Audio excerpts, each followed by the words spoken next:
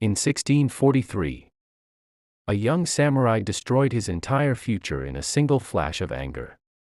His honor, his rank, nearly his life, gone. All because he failed to control one emotion for just 3 seconds.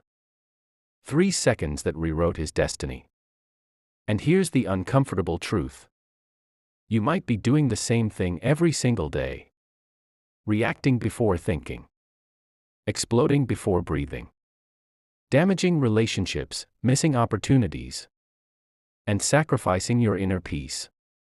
Not because you're broken, but because no one ever taught you what real self-control actually is. Now here's the good news. There is a method. 3 principles that, when combined, form what modern neuroscience calls elite emotional regulation, and what the samurai simply called the unwavering mind. The first principle is Mushin, no mind, or empty mind. It doesn't mean stopping thoughts. It means refusing to let thoughts command your behavior. The second principle is Ma, the space between things. The pause. The sacred gap between what happens and how you respond. The third is Wabi-Sabi, the beauty of imperfection. Radical acceptance of the fact that nothing will ever be flawless, including you. And this acceptance is the key to stopping the emotional explosions when life doesn't follow your plan. These aren't poetic ideas meant to sound deep. They are practical mental weapons, techniques that turned reckless warriors into masters of restraint. Today, you'll see exactly how they work through the story of Henry Miller, a man who stood on the edge of losing everything until he learned this method. Before we begin, subscribe to the channel, like this video, and in the comments tell me, when was the last time you reacted impulsively and regretted it? How do you deal with your impulses? Let's build a community of people who learn to defeat their own mind. Now, let's begin. Chapter 1, Henry's Breaking Point ****. Henry Miller was 34 when his life started unraveling. He was vice president of product at an AI startup in San Francisco. Huge salary. A team of 47 people. Industry respect. On paper, he'd won. Inside, though, Henry was losing a private war. He exploded constantly. Meetings meant to last half an hour ended in tense confrontations. Late-night emails filled with restrained fury. Arguments with his wife that started over nothing and ended in shouting. His 8-year-old son, Jake, began avoiding him. "Dad's in a bad mood again," he'd whisper. "Better not talk to him." And the worst part? Henry knew it was happening. He heard the words leaving his mouth and thought, "Stop. You'll regret this." But he couldn't stop. There was no pause, no choice, just automatic reaction. Until the day everything collapsed. During a presentation to investors, Derek, his chief engineer, stood up. "I can't work like this anymore," he said. "Henry, you're brilliant, but you explode over everything. No one here feels safe. I'm done." Silence filled the room. This time, Henry didn't feel anger. He felt shame. He looked around and saw fear. And relief. As if everyone was thinking the same thing. That night, his wife was waiting when he came home. Jake was already asleep. She had been crying. "We need to talk," she said.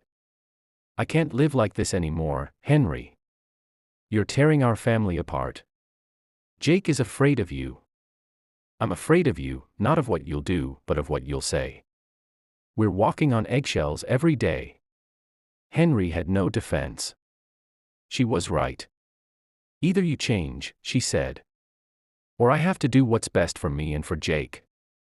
That was the moment Henry understood the truth. He didn't have an anger problem.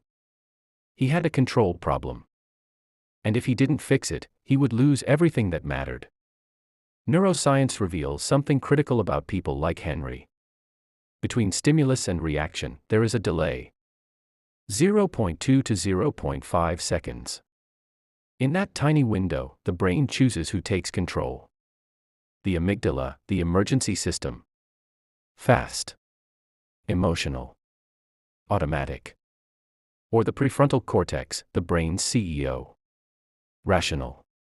Strategic. Conscious. People who lack self-control never enter that window. Their amygdala hijacks the system before the CEO can speak. They don't choose their reactions. They are their reactions. And repetition turns this into a habit. Until anger fires automatically, before awareness even arrives. But there is an escape. The samurai discovered it centuries ago. Chapter 2: The Meeting with Kenji. 3 days later, Henry sat alone in a cafe, searching for answers he couldn't name. An older Japanese man sat nearby, around 60, calm, grounded. He ordered green tea and opened a worn book filled with kanji. Henry, distracted and irritated, knocked over his coffee. "Damn it," he snapped. The man looked up, not judgmental, just curious. "Are you always in such a hurry?" he asked softly. Henry paused. "Your hands, your breath, your eyes, everything is rushing," the man continued. "As if you're trying to exist in 3 places at once." Something clicked. "Yes," Henry admitted. The man smiled. "My name is Kenji. Would you like to know why you can't stop?" It should have sounded strange. A stranger offering insight. But Kenji's calm felt undeniable. "Yes," Henry said. "I do." "Your mind is overflowing," Kenji said. "Like a cup already full. When you add more, it spills. You try to control it, but there's no space for control. Only reaction. So how do I fix it?" Henry asked. "You empty the cup." Kenji explained Mushin, not clinging to thoughts, letting them pass like clouds. Henry frowned. "That sounds like meditation." "I've tried. It doesn't work." Kenji laughed. "It's not relaxation. It's combat training. Samurai practiced Mushin to survive. One distracting thought, and you die." Then he leaned closer. "You're fighting every day, against emotions, people, situations. You're losing because you're fighting the wrong way. Control doesn't come from force. It comes from emptiness. When the mind is empty, there is space," Kenji said. "Space to choose. That space is Ma, the sacred pause." Henry felt something awaken inside him. "How do I learn it?" Kenji wrote an address on a napkin. "Tomorrow. 6 a.m. Chapter 3: The 3 Principles. Henry arrived late. The dojo was small and hidden. Kenji sat in Seiza before a candle. "Sit," he said. "Close your eyes. Breathe." Henry's mind screamed. Emails. Meetings. His wife. Jake. "Is your mind loud?" Kenji asked. "Yes."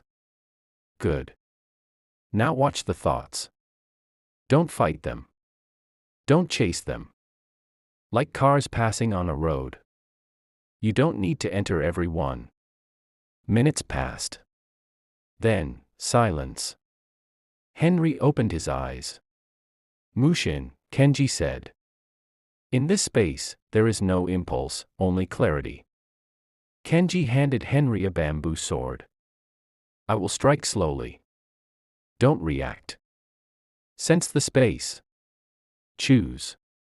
Henry reacted instinctively.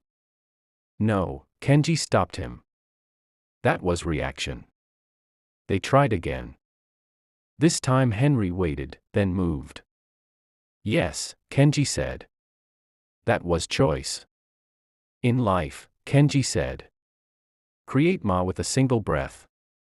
One breath is enough to reclaim control. There's one final principle, Kenji said.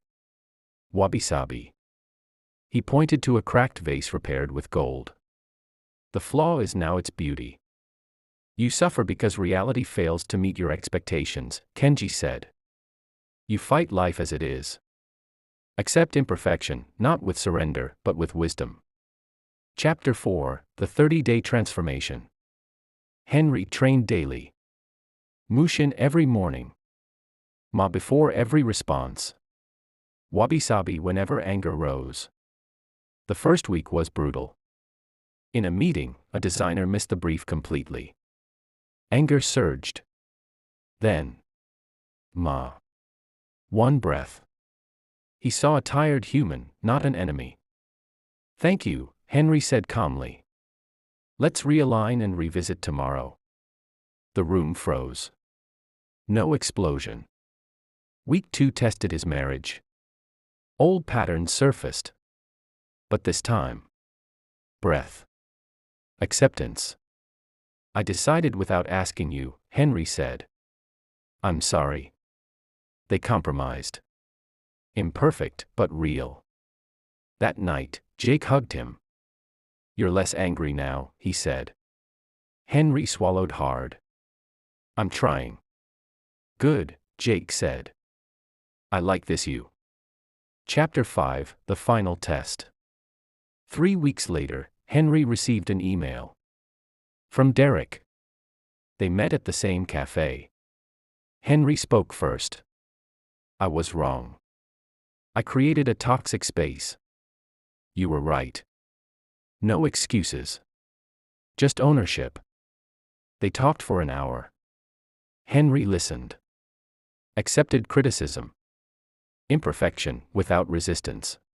I'm working on it. I'm not saying I'm cured, but I'm different. I'm trying. They talked for an hour. Henry listened more than he spoke. He applied Ma to every response.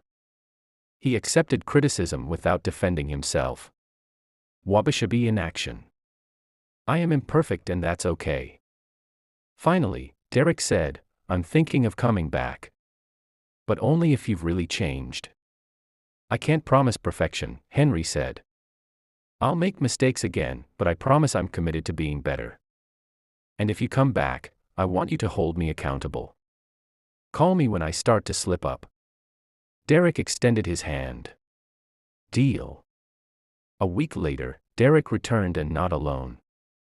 Of the 12 team members who had resigned or transferred internally in the last 6 months, 8 asked to return to Henry's team. The company's CEO called Henry into his office. What the hell did you do? In 3 weeks, you turned around the most problematic team in the company. I need you to tell me. Henry smiled. I learned 3 Japanese principles from a stranger in a cafe. The CEO raised an eyebrow. Explain. And Henry explained. Mushin ma. Wabi-Sabi. Empty mind, sacred space, beauty of imperfection. When Henry finished, the CEO was silent for a moment. Does this work for everyone or just for you? I think it works for anyone who is willing to practice. So, I want you to teach this to all the leadership. Turn it into a workshop. And in this way, Henry managed to control his lack of self-control. And he was able to help other people improve as well. Before we wrap up, let me show you what science says about this. Neuroplasticity studies at Stanford Medicine have shown that practicing awareness of the stimulus-response interval, what we're calling MAR, literally rebuilds the connections between the amygdala and the prefrontal cortex. You're creating a new neural pathway. One where you choose instead of just reacting. Research on psychological acceptance. Published in the Journal of Contextual Behavioral Science demonstrates that people who practice radical acceptance of imperfection Wabi-Sabi report fewer episodes of dysregulated anger over 8 weeks in Mushin and empty mind. fMRI scans in meditation. Practitioners show a decrease of up to 40% in the activity of the default mode network, the brain network responsible for obsessive rumination and emotional hijacking. This isn't mysticism. It's neuroscience. The samurai. Discovered through trial and error what we can now measure in the laboratory. 6 months after meeting Kenji, Henry was sitting in that cafe again. Jake was with him this time drinking hot chocolate and drawing. His wife would arrive in a few minutes so they could have lunch together. Kenji entered. He smiled when he saw Henry. "You look different," the master said. "I am different." Kenji sat down. "Tell me." Henry reflected on the past few months. The moments when anger still surfaced, but now he had space. He had choice. The delayed projects, the team mistakes, the imperfections of life that he now